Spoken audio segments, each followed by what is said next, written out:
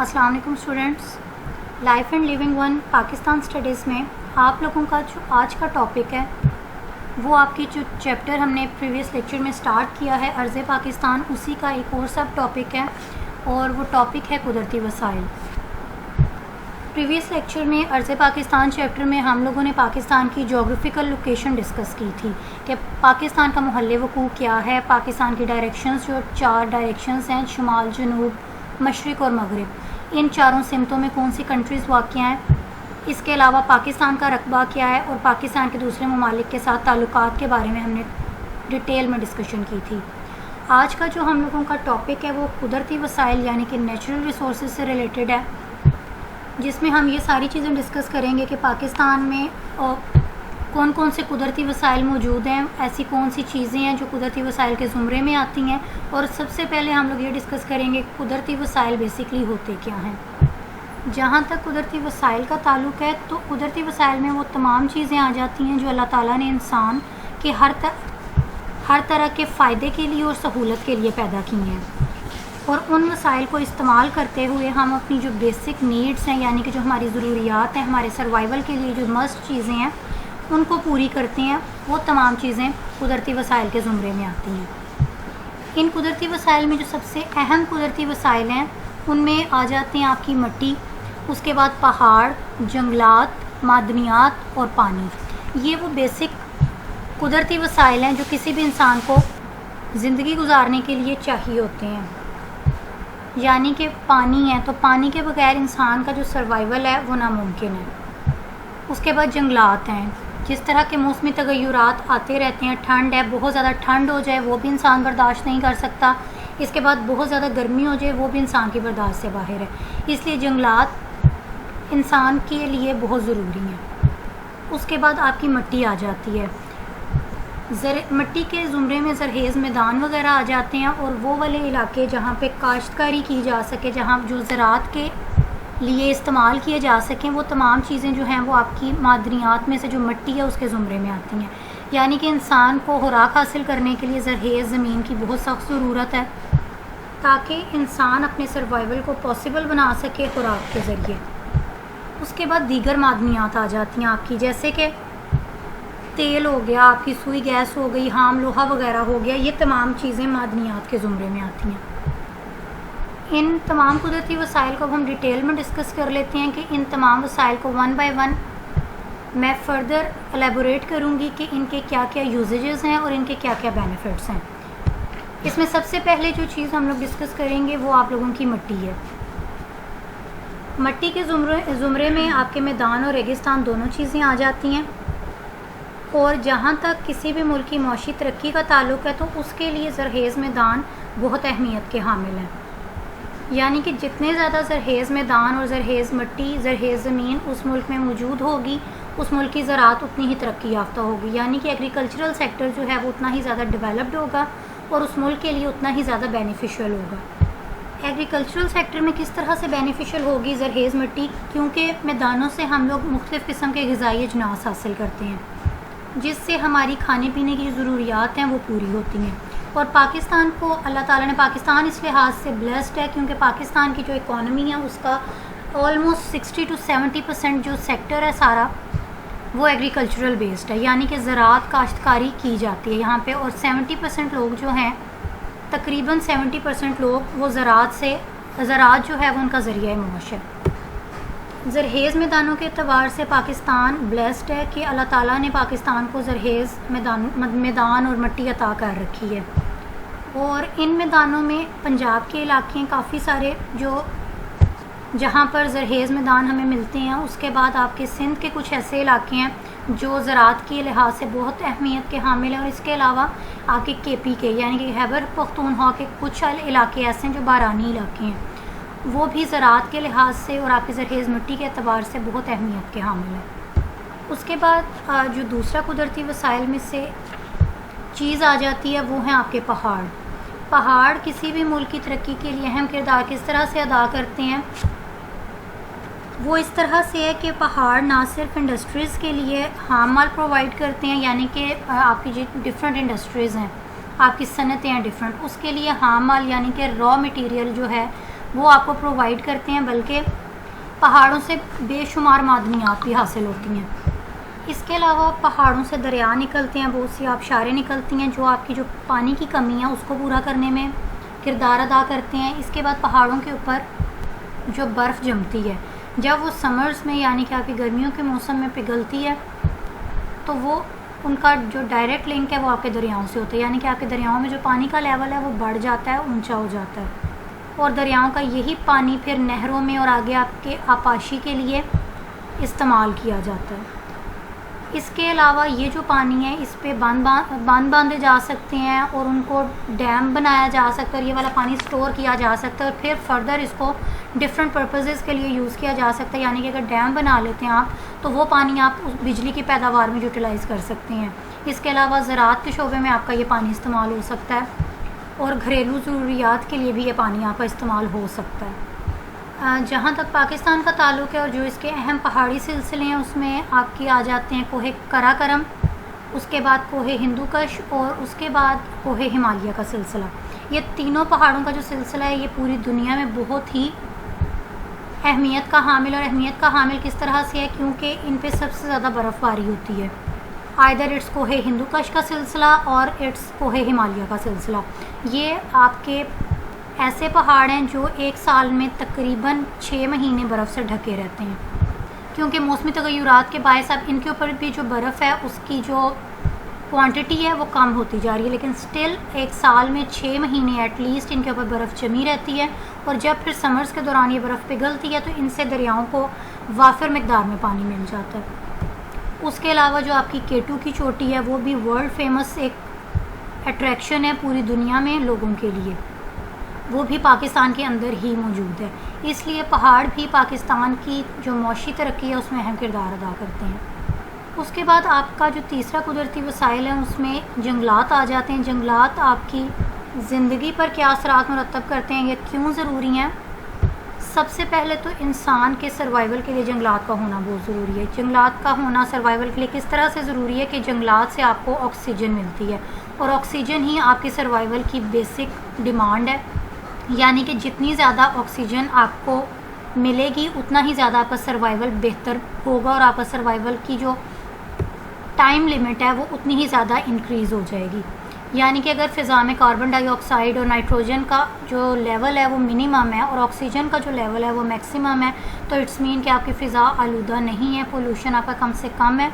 और ये सब कुछ किस तरह से पॉसिबल है कि अगर आपने फ़िज़ा में ऑक्सीजन का लेवल जो है वो मेंटेन करना है, तो उसके लिए आपको ज़्यादा से ज़्यादा जंगलात की ज़रूरत है, यानी कि ज़्यादा से ज़्यादा दरख्त उगाने की ज़रूरत है। उसके बाद एक और जो इसका फ़ायदा है जंगलात का, वो आपकी लकड़ी है। लकड़ी आपकी अब डिफरेंट पर्पसेस के लिए यूज़ होती है। आपके घर में आपका फ़र्नीचर हो गया, आपके ऑफिस वर्क में जो आपका फ़र्नीचर यूज़ होता है वो हो गया। वैसे ओवरऑल जिन इलाकों में सुई गैस की फैसिलिटी नहीं है वो लोग लकड़ी को ईंधन के तौर पर इस्तेमाल करते हैं, यानी कि जलाने के लिए और उसके ऊपर खाना बनाने के लिए इस्तेमाल करते हैं।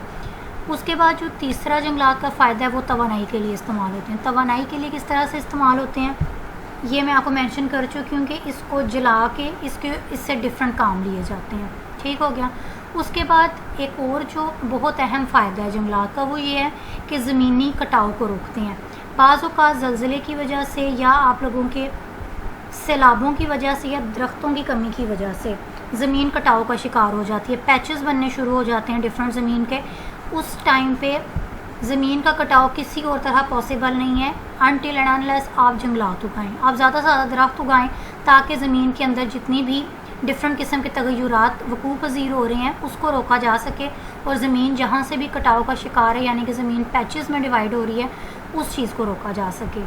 और उसके बाद मौसमी तगय्युरात में भी जंगलात का बहुत अहम किरदार है, क्योंकि ऑक्सीजन जिस तरह से हमें जंगलात प्रोवाइड करते हैं, तो जिस तरह जंगलात हमें ऑक्सीजन प्रोवाइड करते हैं इसी तरह जो आपका वेदर है उसको मेंटेन करने में भी जंगलात का अहम किरदार है। यानी कि अगर आपके जंगलात ज़्यादा से ज़्यादा हैं तो आपकी कंट्री के अंदर जो आपका मौसम है वो उतना ही ज़्यादा मॉडरेट होगा। मॉडरेट किस तरह से होगा कि गर्मी कम से कम होगी।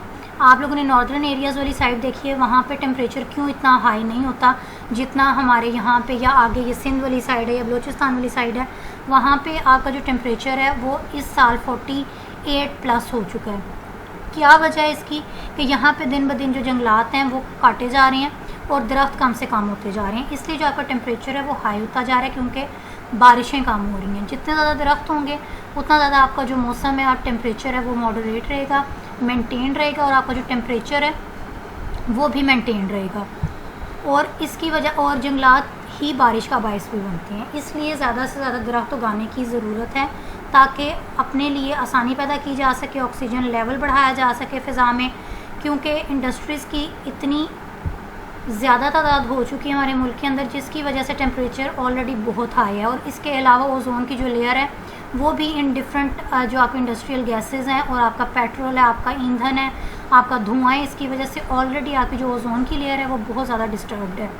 तो सिर्फ एक जंगलात ही वो वाहिद चीज़ है जो ओजोन की लेयर को प्रॉपर उसकी जो प्रीवियस फॉर्म थी उसमें ला सकती है। और उसके अलावा आपका जो बारिशों का साइकिल है उसको भी जंगलात ही आपके वापस मेंटेन कर सकते हैं। इसके बाद जंगलात के बाद आ जाती हैं आपकी मादनियात यानी कि आपके मिनरल्स जो ज़मीन के अंदर, पहाड़ों के अंदर मौजूद हैं। और मादनियात की अहमियत का अंदाज़ा इस बात से लगाया जा सकता है कि मादनियात को अल्लाह ताला के ख़जाने करार दिया गया जो कि ज़मीन के अंदर छुपे हुए हैं। इन मादनियात में जो आ जाती हैं वो आपकी सुई गैस आ जाती है, आपका तेल आ जाता है, कोयला आ जाता है, जिप्सम आ जाती है, क्रोमाइट आ जाती है, संगे मरमर आ जाती है, आपकी यूरेनियम आ जाती है और आपका गोल्ड भी आ जाता है। ठीक हो गया। ये तमाम मादनियात को क्यों अल्लाह ताला के ख़जाने कहा गया जो ज़मीन के अंदर छुपे हुए हैं, क्योंकि ये तमाम जो मादनियात हैं इनमें से कुछ ऐसी रेयर किस्म की मादनियात हैं जिनको अगर एक्सपोर्ट किया जाए तो पाकिस्तान का जो ज़र मुबादला है वो काफ़ी हद तक इंक्रीज़ हो जाता है। ठीक हो गया। उसके बाद जो कोयला है वो आपके ईंधन के तौर पर इस्तेमाल होता है, तेल है आपका, आपकी सुई गैस है वो आपके ईंधन के तौर पर इस्तेमाल होती है, यानी कि जलाने के काम आती है और तवानाई के तौर पे इस्तेमाल होती है, जिसकी वजह से ये बहुत अहमियत के हामिल हैं। सुई गैस ने लोगों की ज़िंदगी आसान कर दी है, क्योंकि अगर आज से 2 या 3 डेकेड्स पीछे जाया जाए तो पाकिस्तान में जब तक ये सुई के मुकाम पे, बलूचिस्तान में सुई का मुकाम है जहाँ से गैस आपकी पहली बार डिस्कवर हुई थी, अगर वहाँ से उस टाइम पे ये गैस डिस्कवर ना हुई होती तो स्टिल आज यहाँ पे तेल वाले चूल्हे और उसके बाद जो आप लोगों के लकड़ियाँ जलाने का ट्रेंड था, आज से 20-30 साल पहले चले जाएं अगर, तो वही ट्रेंड आज भी होता। लेकिन सुई गैस ने लोगों की ज़िंदगी बहुत आसान कर दी है। इवन आपकी गाड़ियों के अंदर भी आपकी CNG और ये वाली चीज़ें आपकी इस्तेमाल हो रही हैं, आपके जनरेटर्स में गैस यूज़ हो रही है, आपके चूल्हों में गैस यूज़ हो रही है। गर्ल्स के मैक्सिमम जो आपकी ज़रूरियात ज़िंदगी हैं वो गैस पे कन्वर्ट हो चुकी हैं। ठीक है। उसके बाद जो कोयला है, कोयला भी मादनियात के ज़ुमरे में आता है, तेल आपका मादनियात के ज़ुमरे में आता है। अब जो ऑयल रिच कंट्रीज़ हैं, यानी कि जो आपकी मिडल ईस्टर्न कंट्रीज़ हैं, आपका सऊदी अरब है, ईरान है, इराक़ है, इनके अंदर तेल के कुएँ और तेल की वाफिर मकदार मौजूद है, जिसकी वजह से ये पूरी दुनिया को ऑयल एक्सपोर्ट करते हैं और डॉलर्स अर्न करते हैं ईयरली, यानी कि सालाना इनका ज़र मुबादला सिर्फ तेल जो कि इनकी एक मादनियात है उसमें, उसकी वजह से इनका इतना ज़र मुबादला इकट्ठा हो जाता है कि दुनिया इनकी तरफ देख रही है। आपके US जैसी जो सुपर पावर है वो भी इन लोगों की तरफ, इन पे डिपेंडेंट हैं, देखते हैं इनकी तरफ कि क्योंकि ये ऑयल रिच कंट्रीज़ हैं और ऑयल उनकी डिमांड है, तो ऑयल की वजह से ये वाली कंट्रीज़ ब्लेस्ड कंसिडर की जाती हैं। उसके बाद जिप्सम है, क्रोमाइट है, आपका संगे मरमर है, ये तमाम चीज़ें आपके कंस्ट्रक्शन में यूज़ होती हैं, डिफरेंट मेडिसिन्स में यूज़ होती हैं। उसके अलावा जो आपकी महंगी तरीन मादनियात हैं उसमें आपका गोल्ड और आपके यूरेनियम, आपके डायमंड्स आ जाते हैं। जितनी भी अफ्रीकन कंट्रीज़ हैं वो डायमंड्स की वजह से इतनी फेमस हैं, लेकिन वहाँ पे मसला क्या है, अफ्रीका में डायमंड्स की वाफिर मकदार मौजूद है। जिस तरह यहाँ पाकिस्तान में नमक की कानें मौजूद हैं, इसी तरह अफ्रीका में डायमंड्स की कानें मौजूद हैं, यानी कि पूरी की पूरी कान मौजूद है। और सिर्फ एक कान नहीं, बहुत सी कानें ऐसी हैं जहाँ पे डायमंड्स मौजूद हैं, लेकिन उनका सबसे बड़ा ड्रॉबैक क्या है कि उन लोगों के पास इतने रिसोर्सेज नहीं हैं, इतने वसाइल नहीं हैं कि वो उन डायमंड्स को एक्सप्लोर कर सकें और उन डायमंड्स को जाके यूटिलाइज़ करके निकाल के तो एक्सपोर्ट कर सकें। इसलिए दूसरी कंट्रीज़ यहाँ पे आके डायमंड्स को यूज़ करते हैं, ये पूरी की पूरी कान को ओन कर लेते हैं, इनको थोड़े से पैसे देके अफ्रीकन कंट्रीज़ को, क्योंकि वहाँ पे बहुत ज़्यादा भूख है, बहुत ज़्यादा फ्लास है वहाँ पे, और वो लोग हैंड टू माउथ हैं जो अफ्रीकन बैकवर्ड कंट्रीज़ हैं, तो उन लोगों के लिए वो थोड़े से पैसे भी बहुत मैटर करते हैं। उन थोड़े से पैसों को, यानी कि औने पौने दामों वो पूरी की पूरी कान खरीद लेते हैं। वो लोग जो दूसरी कंट्री से जाते हैं। उन डायमंड्स की कानों को वो ख़रीदते हैं, उन्हें पौने दामों ख़रीद लेते हैं और इसके बाद फिर वो जब एक्सपोर्ट करते हैं वहाँ से वो डायमंड्स, तो वो करोड़ों में और अरबों खरबों में वो डायमंड्स एक्सपोर्ट करते हैं। इसी तरह आपका जो मार्बल है यानी कि संगे मरमर है, वो घर की कंस्ट्रक्शंस में बहुत यूज़ होता है। आप डिफरेंट किस्म की बिल्डिंग्स देख लें, चाहे वो आपकी कोई हिस्टोरिकल बिल्डिंग्स हैं, चाहे मज़ार हैं या इवन आपके अपने घर भी हैं, तो मार्बल की आजकल बहुत डिमांड है। डिफरेंट डिज़ाइंस के मार्बल्स बहुत ज़्यादा मार्केट में आपको नज़र आते हैं और इस मार्बल का भी एक अच्छा खासा ब्रॉडर लेवल पे, मैक्रो लेवल पे एक बिज़नेस है पूरी दुनिया में। उसके बाद जो सबसे इम्पॉर्टेंट जो आपकी कुदरती वसाइल में चीज़ आ जाती है वो आपका पानी है, क्योंकि पानी आपके ज़िंदा रहने के लिए बहुत ज़रूरी है। आप लोग रोज़ा रख के भी 15 से 16 घंटे प्यासे रह सकते हैं, इससे ज़्यादा इंसान प्यासा नहीं रह सकता। और 15 घंटे भी आप प्यासे किस तरह रह लेते हैं कि आपने सहरी टाइम पे इतना ज़्यादा पानी का इंटेक किया होता है कि पूरा दिन आपका गुजर जाता है, लेकिन स्टिल अफ्तार के टाइम पे आप लोगों की हालत बुरी हुई होती है। किस वजह से? पानी ना होने की वजह से। बंदा इफ्तार के टाइम पे सबसे पहले पानी की ही तरफ जाता है, क्योंकि सबसे ज़्यादा उस टाइम प्यास महसूस हो रही होती है और प्यास की शिद्दत होती है। तो अगर 15 से 16 घंटे इंसान इतना ज़्यादा पानी का इंटेक सहरी में करने के बाद भी ज़िंदा नहीं रह सकता या उसके बग़ैर नहीं उसका गुजारा हो रहा पानी का, तो इंसान का जो सर्वाइवल है वो तो बिल्कुल ही नामुमकिन है पानी के बग़ैर। इसके अलावा पानी जो है आपकी डेली जो बेसिक नीड्स हैं उसमें भी बहुत ज़रूरी है। आपके घरेलू ज़रूरियात हैं, वो चाहे आपका पीने का पानी है, आपके खाने में इस्तेमाल होने वाला पानी है। इसके अलावा आपके जो घरेलू जितने भी आपके हाउस होल्ड्स हैं, यानी कि आपकी सफाई है, आपके कपड़े हैं,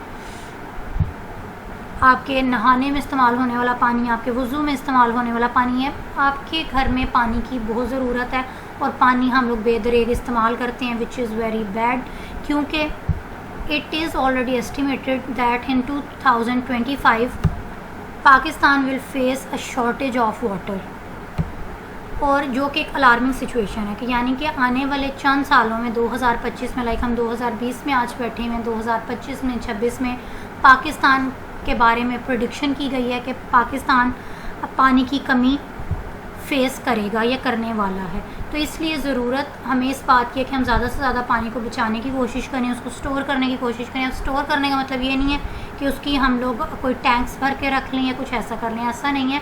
लेकिन आप जितना वेस्ट कर रहे हैं पानी को, उस वेस्टेज को कम कर दें, अपने पानी का जो यूसेज है उसको कम कर दें और उसको बहुत तरीके से इस्तेमाल करें। जितनी आपको ज़रूरत है उतना पानी ज़रूर इस्तेमाल करें, लेकिन जो बेदरेग पानी का इस्तेमाल है वो मत करें, यानी कि पानी को वेस्ट मत करें।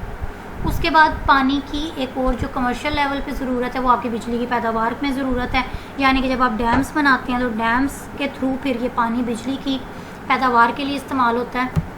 उसके अलावा आपके ज़राअत का जो सेक्टर है उसके अंदर आपाशी के लिए आपका पानी इस्तेमाल होता है, और ये बहुत ज़रूरी है ताकि आपकी ग़िज़ाई ज़रूरियात पूरी की जा सकें और आपाशी ज़्यादा से ज़्यादा बेहतर तरीके से की जा सके, नहरें बनाई जा सकें, डैम बनाए जा सकें, ताकि जो बढ़ती हुई ज़रूरियात हैं, बढ़ती हुई आबादी के साथ ज़रूरियात बढ़ रही हैं, और इन ज़रूरियात को पूरा करने के लिए जितनी ज़्यादा रिसोर्सेज हमारे पास होंगे, ना सिर्फ पानी बल्कि दीगर भी जितनी हमारे कुदरती वसाइल हैं, जितनी ज़्यादा हमारे पास होंगे उतने ही कम हैं, क्योंकि आबादी की जो रेशियो है वो तेज़ी से बढ़ रही है। और इस तेज़ी से बढ़ती हुई आबादी के साथ साथ जो ज़रूरतें हैं वो भी इंसान की दिन ब दिन इंक्रीज़ हो रही हैं, और इन तमाम ज़रूरियात को टैकल करना गवर्नमेंट के लिए भी इतना ईज़िली पॉसिबल नहीं है जितना आज से 20 साल पहले, 30 साल पहले या इवन 50 साल पहले आसान था। अब जितनी ज़्यादा फैसिलिटीज़ हैं उतने ही ज़्यादा मसले भी हैं, क्योंकि आपकी जो पाकिस्तान की आबादी है, नॉट ओनली पाकिस्तान, दुनिया के काफ़ी ज़्यादा ऐसी लीस्ट डेवलप्ड कंट्रीज़ हैं जिनमें बहुत तेज़ी से जो पॉपुलेशन का लेवल है वो बढ़ता जा रहा है। लेकिन जहाँ तक पाकिस्तान की बात है तो पाकिस्तान में आबादी की जो रेशियो है वो तेज़ी से बढ़ रही है, और इसीलिए ज़रूरियात का जो लेवल है वो भी बढ़ता जा रहा है। इन तमाम ज़रूरियात को पूरा करने के लिए कुदरती वसाइल को बेहतर तरीके से और संभाल कर इस्तेमाल करना बहुत ज़रूरी है।